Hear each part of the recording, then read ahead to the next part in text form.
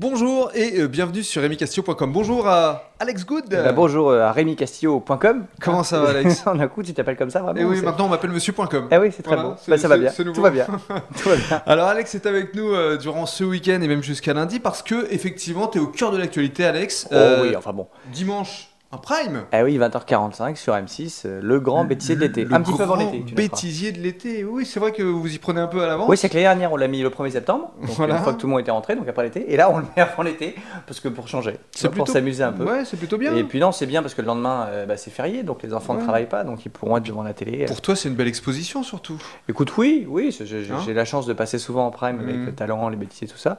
Donc là, c'est chouette. Là, c'est la première fois que je suis tout seul, donc c'était un petit peu. Ouais. Et tu vas recevoir, on en reparlera demain dans le détail, mais tu vas recevoir justement 9 personnalités C'est ça. de la chaîne. Hein. Je voulais inviter plein de gens, donc j'ai invité tout le monde, et puis après ceux qui pouvaient sont venus, parce qu'il y en avait qui étaient en tournage. Non, mais c'est une très bonne idée. Donc on en reparlera dans le détail demain, puisque ce sera diffusé demain soir sur M6. En attendant, on va essayer de mieux faire connaissance avec toi de ton parcours.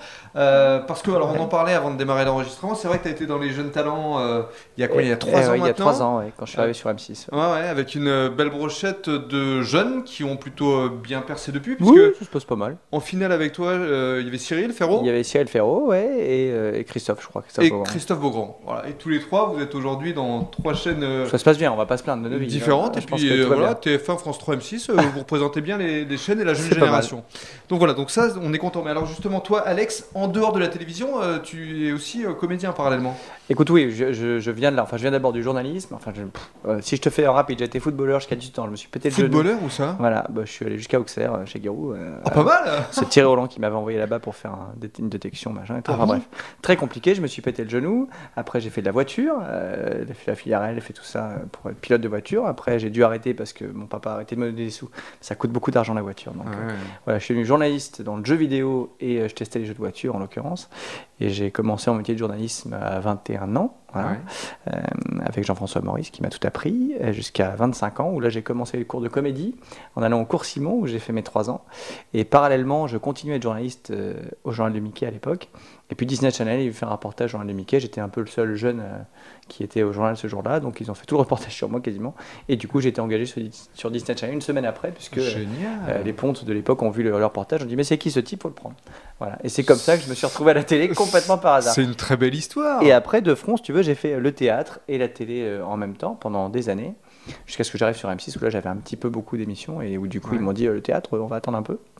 Et donc j'ai pas arrêté. Ce que j'allais te dire, c'est qu'effectivement, quand on s'est connus il y a 3 ans, tu avais plusieurs casquettes sur M6. Notamment le football, puisque tu nous parlais. Donc tout est logique. Tu retour au sources, voilà. on te voyait sur le terrain. Donc c'était assez logique, si tu veux. Voilà, c'est pas. Au début, les gens comprenaient pas. Ils disaient, Monsieur Météo fait du foot, c'est quoi ce truc complètement fou? Mais en fait, c'est parce que je viens de là. Donc j'en ai fait 25 heures par semaine pendant 6 ans, si tu veux. Donc, voilà. Parce que c'est vrai que sur M6, on va le rappeler quand même pour ceux qui ne te regarderaient pas. Oui, ça existe. Tu présentes d'abord la météo. C'est ça, je fais la météo très souvent, enfin 10 fois par mois avec mes 2 collègues Laurence et Cali qui font 10 autres jours chacun. Donc on se partage le mois en 3. Et puis je fais aussi les divertissements comme La France a un incroyable talent ou donc Les Bêtisiers dans celui qui passera demain. Eh bien justement, je te propose de revenir demain et comme ça on va tout savoir des coulisses de l'enregistrement de cette émission qui sera donc diffusée demain soir sur M6. Et tu seras toujours aussi bronzé bien sûr. Ben oui, évidemment. C'est merveilleux. C'est formidable. À demain.